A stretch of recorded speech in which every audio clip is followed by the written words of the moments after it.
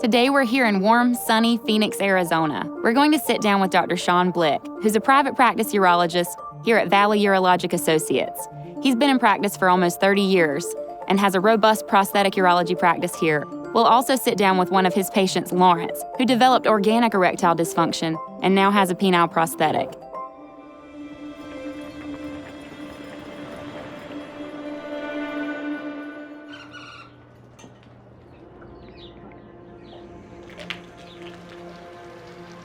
Prior to the procedure, I just, did everything in the book to try to get erect. Taking various, pills and stuff like that, it was really embarrassing for me to where a lot of times I just, I gave up.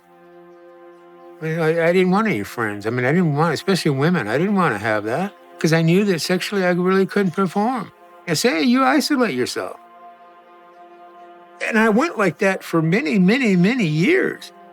And then, I want to say, lo and behold, I woke up one morning and I urinated some blood.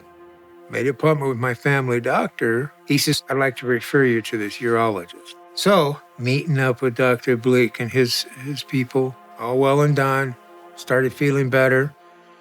And then I brought up to him, hey, I got this other issue.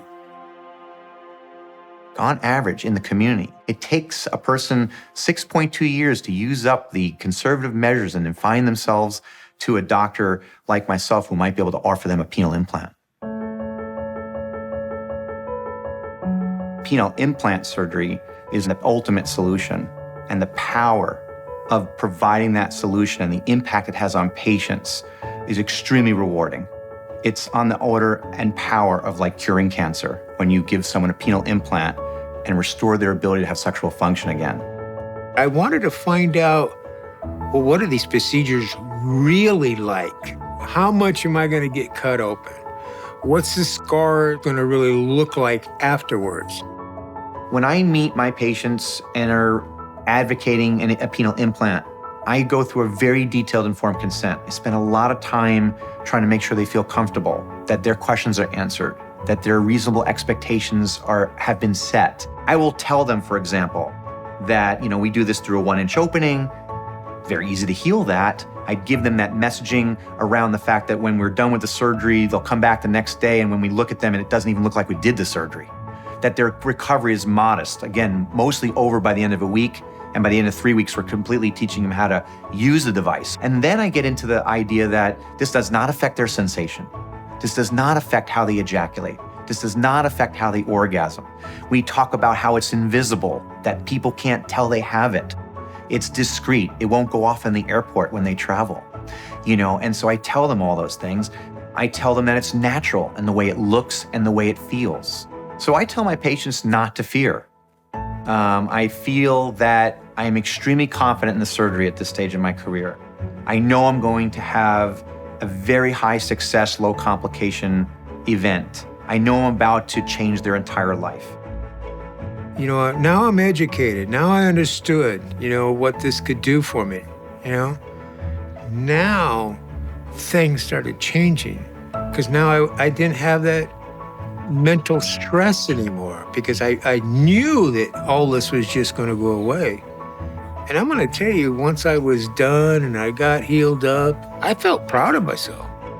He went through it pretty smoothly. And by the end of a week, all black and blue swelling and discomforts were mostly gone. And he really didn't have a bad week. Patient was off pain pills by the end of the week. And then by the end of 3 weeks, he was completely healed. No regrets, none.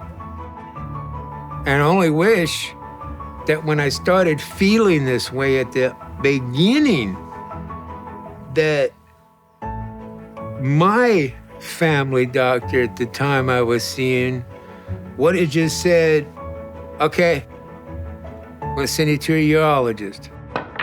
It changes everything. It's like the world flipped upside down and I was like a new man. And it's all because I made that decision and I was able to correct an issue that I had. Sex is an extremely intrinsic part of people's happiness.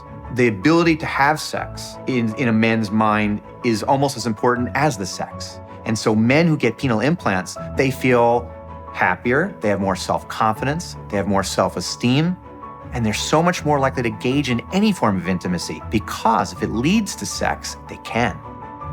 That's really, really important to the man's psychology.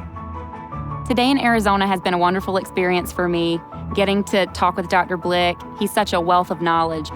His excitement for treating these patients is contagious.